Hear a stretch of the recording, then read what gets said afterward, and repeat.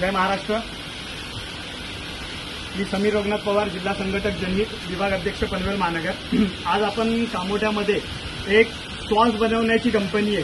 तिथे chilli sauce आणि soya sauce हा मोठ्या पद्धतीने उत्पादन केलं जातं आणि ते उत्पादन कितक्या निष्कृत दर्जाचं केलं जातं हे तुम्हाला दाखवण्यासाठी आम्ही इथं आलेलो आहे. चला तुम्हाला आतमध्ये तुम्हाला दाखवतो थोडे काय ते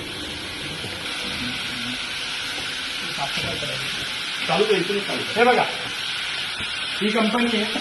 आता या लोकांनी आम्ही आल्यानंतर साफसफाई करायला चालू केलेली आहे. रेंज करा. हे बापू कर साफसफाई झाली पाहिजे, पण आता ही साफसफाई चालू आहे.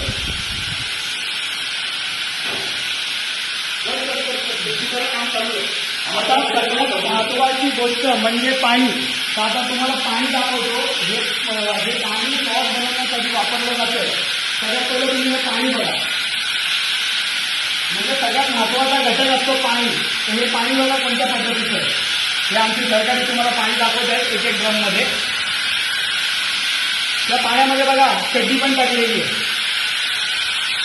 त्या पाण्यामध्ये चड्डी आहे. तो दुसरा विषय महत्वाचा राहिला. आणि त्याच्यानंतर इकडे ह्या सगळ्या गोष्टी आहेत ना, काय सरकतं माझा तर सांभाळून चालावं लागेल.